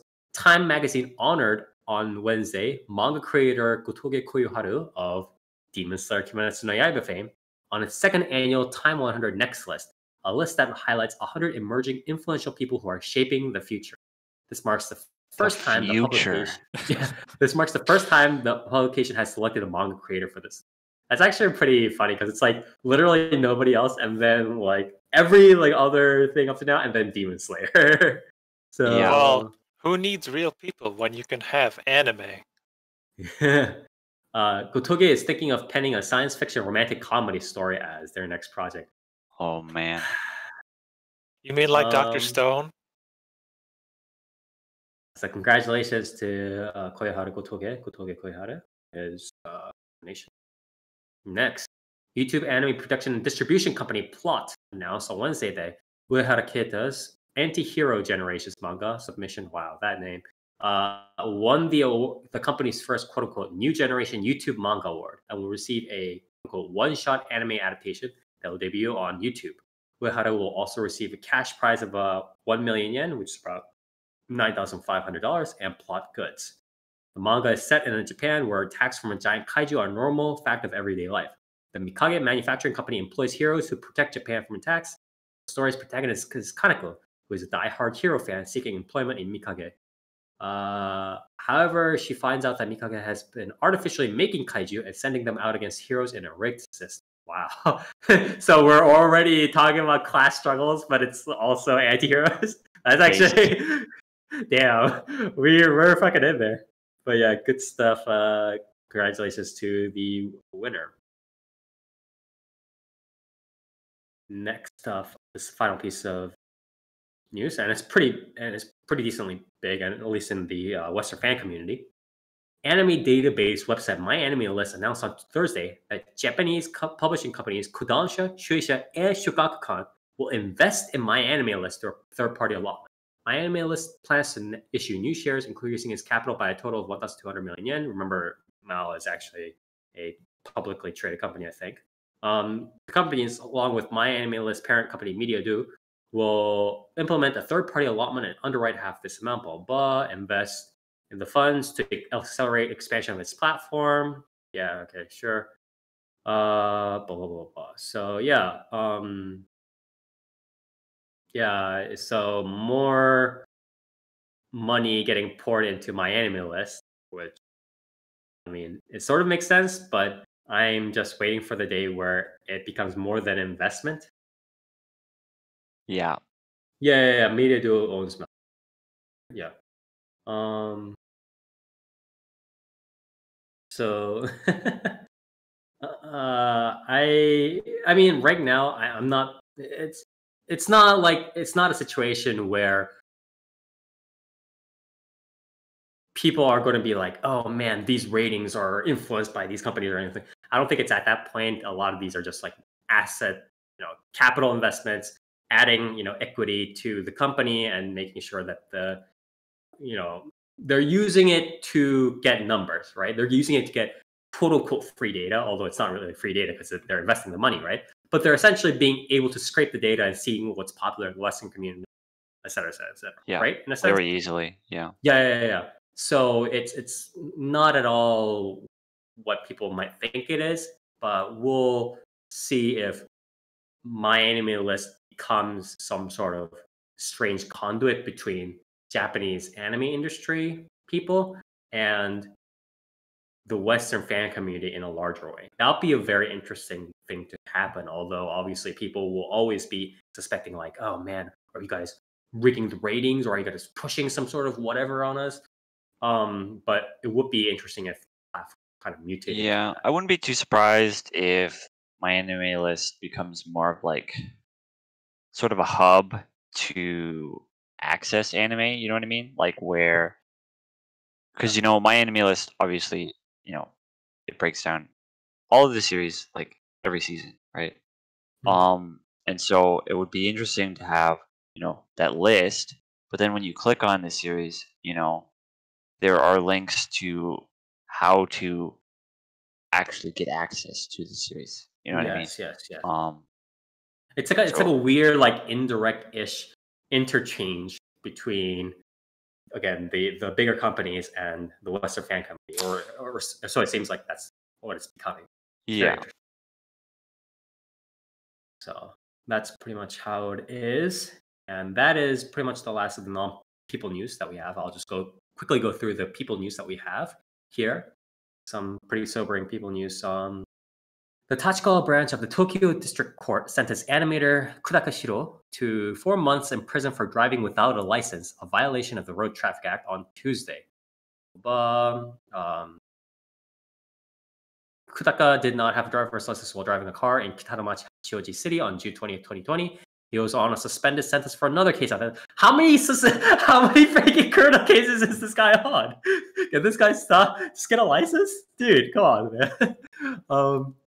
Kudaka is a prolific key animator and animation director whose work has appeared in such titles as Naruto, Osamatsu-kun, Lupin III, Pokemon, and Yokai Watch. Come on, man. Just freaking...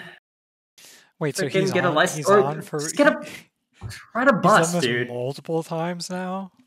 That's what he's No, on he's for?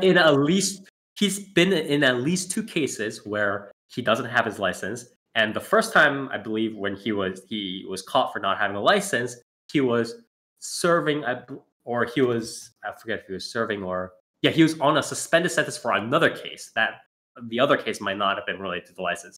But he's literally just like continually been on like court cases and like, you know, serving sentences. It's just like, can you, dude, just freaking, I don't know, follow the law? Like what's happening here? I guess Ride a bike. to be Get a fair, bus. this is like what, the least offensive news we've heard out of like an animator doing something. Oh yeah, in quite a while. Like, you know, at least it's not, what is it, the Spy Family dude, maybe potentially, like, you know, flashing. Potentially, I mean, he was like, "You're not wrong." When the cops were like, "Were you the one that did this?" And then what is it? There were like a couple of like underage or like sexual harassment or rape incidents with like J-Rock people, right? In the past couple of months. So there's been a couple of those. But anyways, moving on.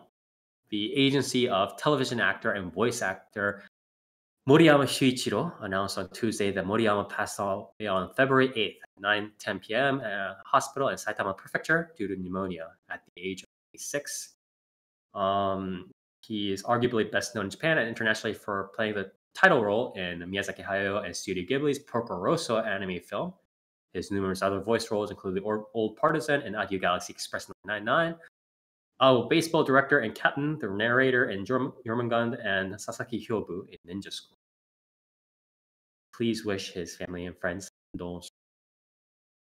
On a happier note, Osuke Kenji, mayor of Seki City and Gifu Prefecture, announced on Tuesday that he is presenting the Citizens Honor Award to Lisa, who has performed the theme songs Kurenge from the Demon Slayer Kimetsu no Yaiba television anime and Homura from the Demon Slayer Kimetsu. Come on, like, Lisa has more than Demon Slayer, okay? Lisa needs come on. Lisa, famous for demons. Yeah, Lisa, you know, only known for Demon Slayer. The thing is, like, the thing is, it's like Lisa. I mean, hell, if we're gonna go that route, she's probably. I know the mayor. I know the like, mayor. the fucking. I know the mayor is also kind of basing this on Demon Slayer sales. But one thing I really hate about the people who report in my Anime News Network is the way they do this. Right? It's like they're like, Lisa, the person behind the Demon Slayer opening. Like, come on! Like she was a very famous artist before this, right? And then it was not like she was boosted by Demon Slayer. It's just you know what I mean? It's like decades now. Yeah, exactly. It's just like how if it's, you know, Hanazawa Kana, right? They'll just list like, you know, she was most well known for literally just like some random ass secondary role. It's like, yeah, exactly. No, she's not. But have you? Who is this Lisa person? I only know the Lisa from Oath Sign. I don't know this Genjin Train Lisa. Yeah, it's I don't know. It's very here. That is Oath Sign, right? Yes. I'm pretty sure. Yeah, exactly. But yeah, it's I don't know. It's very frustrating how sometimes Anime News Network. I don't want to say. Well, they're more journalists than a lot of people at Crunchyroll or whatever. But the journalists, I'll say that, in anime news networks sometimes reported like this. It's just like, come on, do a little bit more research, or like you have people that like are in the know about the anime industry. Let's fire. I mean, No Anime one- News no one Network knows. itself, like you can literally like they have like databases of like what roles Yeah, like exactly. voice actors should have done. It's like Yeah, you, okay. you No guys one can look at knows your anime. own website. Yeah, Anime that's has true. an expiry date of like a year at most. Yeah, that's true. I After apologize. that, Toast. no one remembers. Everybody just forgets. Anyways, Lisa, whose hometown is Seki, is the second person to receive the award in the city's 70-year history. Jesus Christ! Wow, the mayor. Yeah, I mean, it's a citizen's honor award, so it should be rare, but that's still pretty funny. What is it? Ozaki is sending an imitation sword adorned with Lisa's name to the singer. The decision to commemorate her award with a sword came from a vote of 1,500 junior high school students from the city. What? What is this voting Nice. system? The last person to receive the award was Tsuchiya Yoshinori, who was certified as a living national treasure for his skills in Monsha weaving. Yeah, I mean, again, obviously Lisa broke like every Oricon related record in existence with her Demon Slayer opening and so on. But it's good that she receives all the awards, and congratulations to her. And I wish that in the future she not be known just for Demon Slayer, right? This is, please, for the love of God. Yeah. Like, for God's sake, guys, it's the My Hero Academia opening singer. Like, come on now. I'm pretty sure. Like, what? I'm 4 pretty of sure those? Demon Slayer is like the only anime. Yeah, that's true. We don't watch actually other anime. They're all spin-offs of Demon Slayer. Yeah. Anyways, congratulations to her, and obviously hopefully many more sales to come. And with that, we are done with the news and moving on quickly to our shout out and call outs. Everybody here is entitled. Necessary. We need to have each, in our hearts, one shout out and one call out each. And shout out is anything that you want to give 10 out of 10. Praise to the skies, whatever. And it can be any person, place, or thing. And the call out is the exact opposite, of course. Any one thing that you want to rage, rant, flame. And it can be any one person, place, or thing. And we will start with Nier. Wow. Shit, man, I don't know. Yeah, just start out with whichever one. Yeah, Callouts to probably Guilty Gear Strive. Call out's okay. Yeah, Sorry? that game fucking sucks. Yeah. So obviously, Guilty Gear Strive open beta is going on, going on. And first of all, the open beta went up, and it straight up did not work. I don't know why or how, but like nobody could like even play the game. And this went on for almost 48 hours, where Arxis would put up the servers and then take them down, put up the servers and then take them down. And then finally, we get to play the game. And man, does it feel like shit. I absolutely hate the Gatlings. I hate the Gatlings so much. It's just like it's such a bad change. Like the changes to like not being able to just instantly Gatling from like punch or kick basically makes those buttons fucking worthless. Like there's just like no reason to do them. For a lot of characters. It's just a really bad change.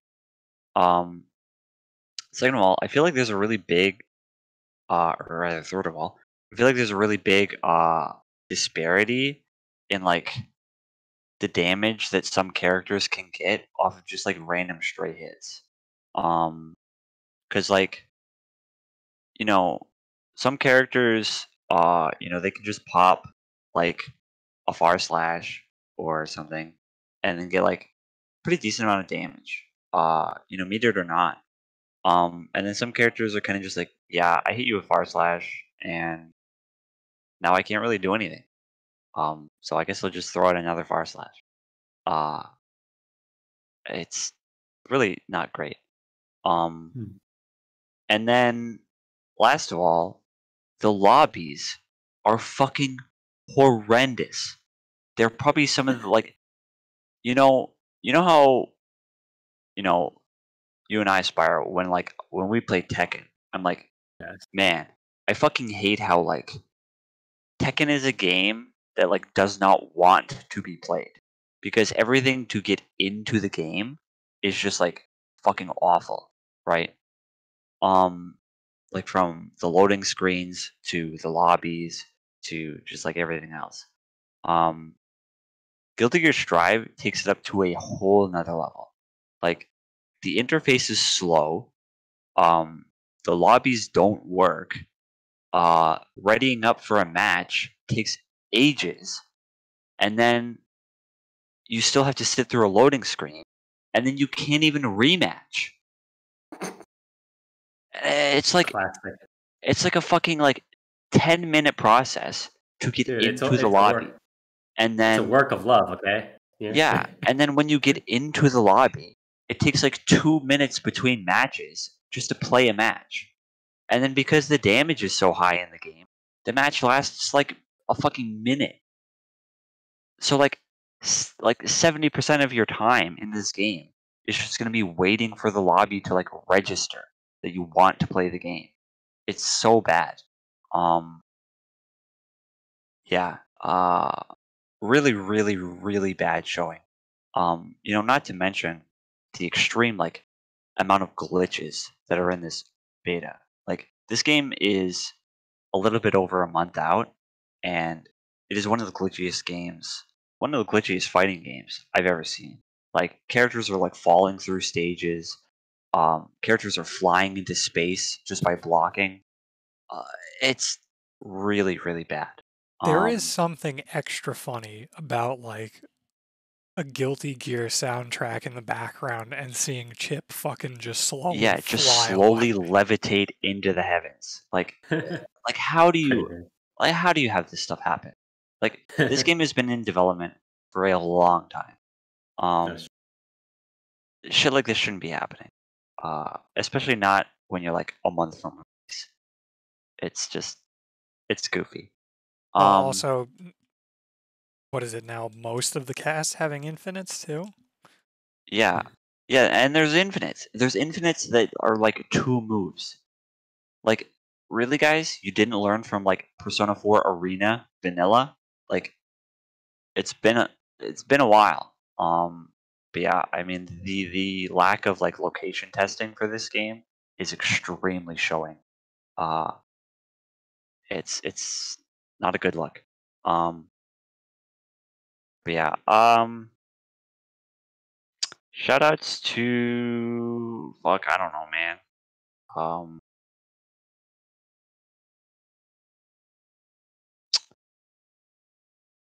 Shoutouts to fucking Chun-Li being in Fortnite. I don't fucking know, dude. You can see you guys can watch Don't- Chun-Li don't- I think you doing mean Marvel Gangnam. vs. Capcom 4, buddy. Yeah.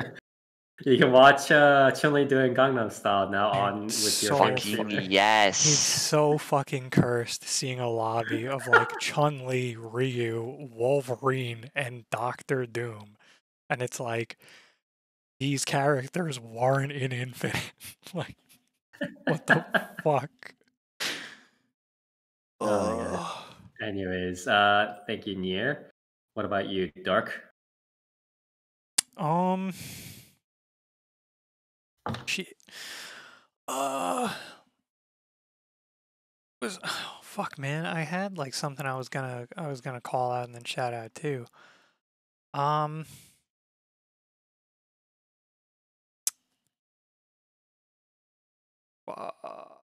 Shout out to oh yeah, shout out to WandaVision. That show's good.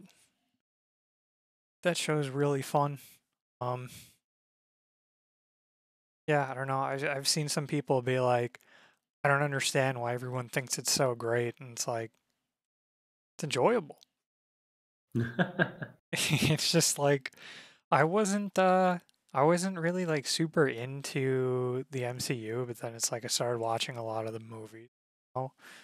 And like they're fun, but like WandaVision is a really cool like attempt. Like I think people describe it as like Marvel's attempt at what is it? Like a premium, what do they call, like prime time or something, or like like actual television show. And it is like production value of it's like super high compared to like what they would normally have done for like a show. It's really just it's a really interesting premise in all around in like base idea of the show and just what it's trying to like tackle essentially conceptually. And yeah, just like essentially trying to do like I don't know. I don't want to say too much because I would just say watch it because it's awesome. But trying to think of what else. Just really well paced too. Like every episode kind of leads into something where it's like a reveal into like shit's gonna happen next week. Like wait until next week to see where this goes. And it hasn't felt you know, it's very much like what it reveals is so sort of up in the air as to like where it could go that it's not it doesn't feel like it's getting like tiring in that sense that it like happens almost every episode. But yeah, it's really fun. Say check it out.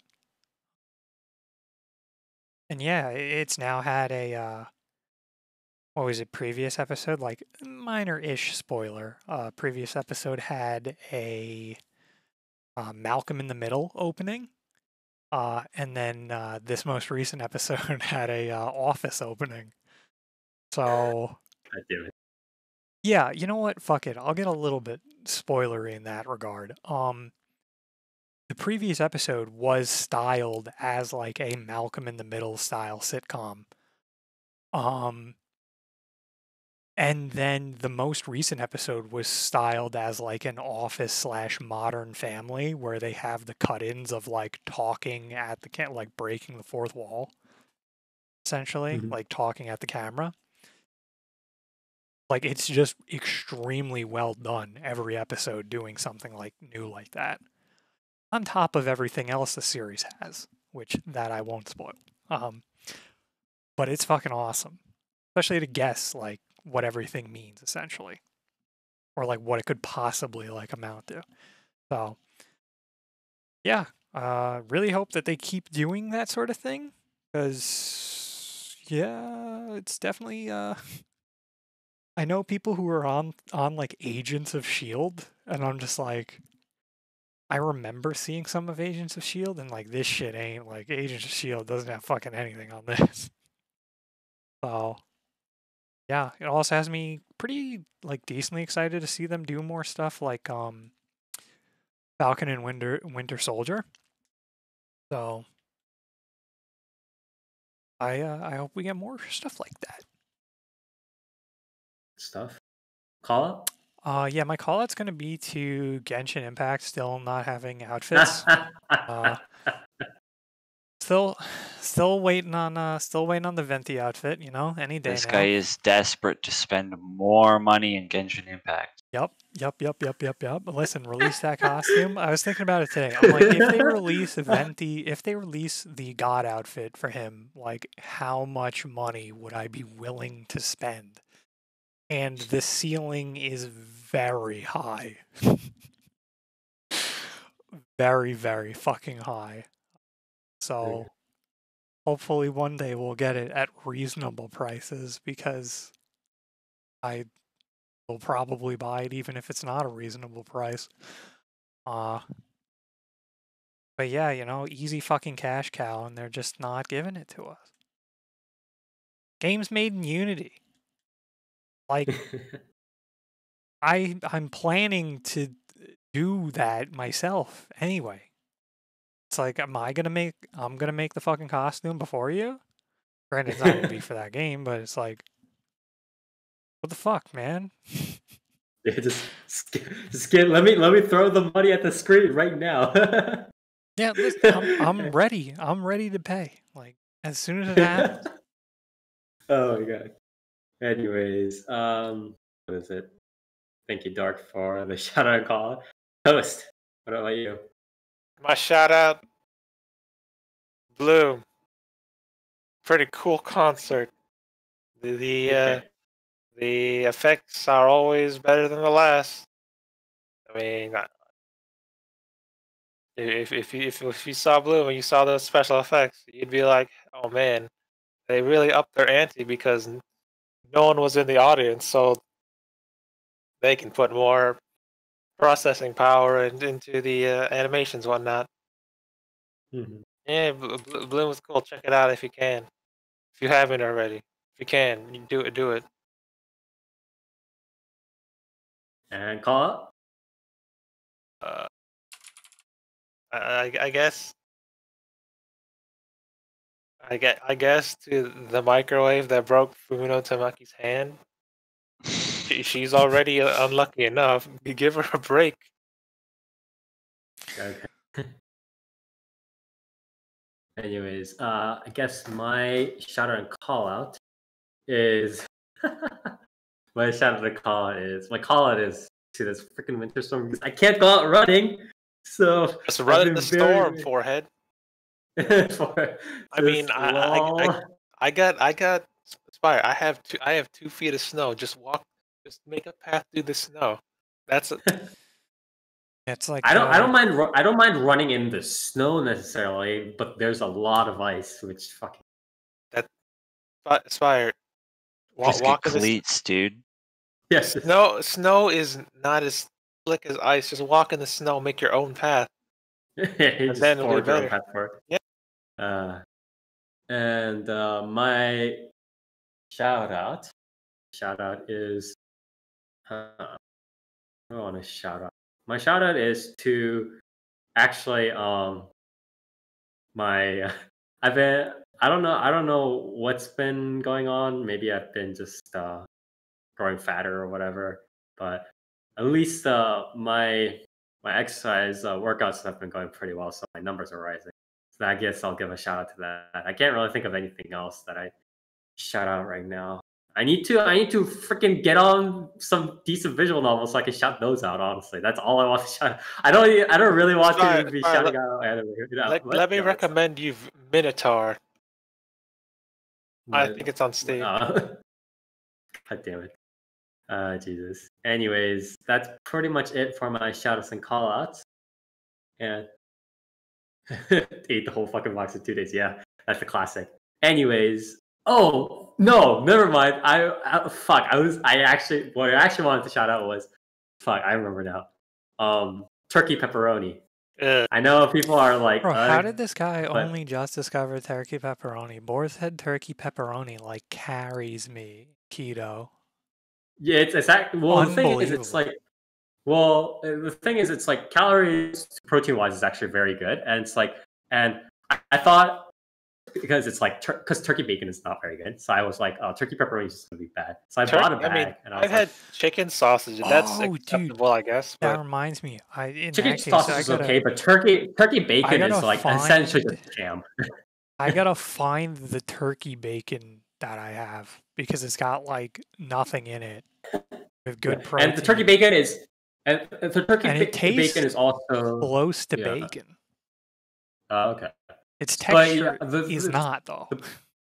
The brand I had wasn't very good, but I was like, oh, this is just gonna be like shitty, like I don't know, like turkey ham or some bullshit like that. But I ate it, I was like, oh, this is actually decently close to like an actual sausage or pepperoni. So and then I got addicted to it. So now I'm just like eating turkey pepper to stave off hunger and obviously lose. Just eat to meat, not you eat too fucking calories. freak. But meat has all of the calories. But yeah, anyways, that's my actual shout out. And with that, we are done with our shout outs and call outs and with the episode. Thank you everybody for watching here, episode 165 of 4PlayerAnimecast. Again, we have one more episode of the winter 2021 season to go after this. So we're just going to be scraping up the bottom of the barrel. And then we're going to be heading straight off into our previews and, of course, the next spring 2021 season. So watch out for those episodes upcoming. And if you like what we do, we stream our podcast recording every other Saturday starting from 10 p.m. Eastern Standard Time over at twitch.tv/4PlayerAnimecast. That's with the numeral 4, where we talk about the list about the latest and greatest in Japanese animation media, including anime, manga, light novels, web novels, visual novels, and so much more. So it's out here. It's out in our VODs, where we highlight all of our podcast recordings, obviously, and on our YouTube channel as well, so you can watch it in whatever format that you desire. Check us out there. Check us out on our social media on Facebook, 4PlayAnimecast, and on Twitter, handle at 4PlayAnimecast, all with the numeral 4, where you can check us out on our info updates when we're streaming, so on and so forth. And yeah, see you next time.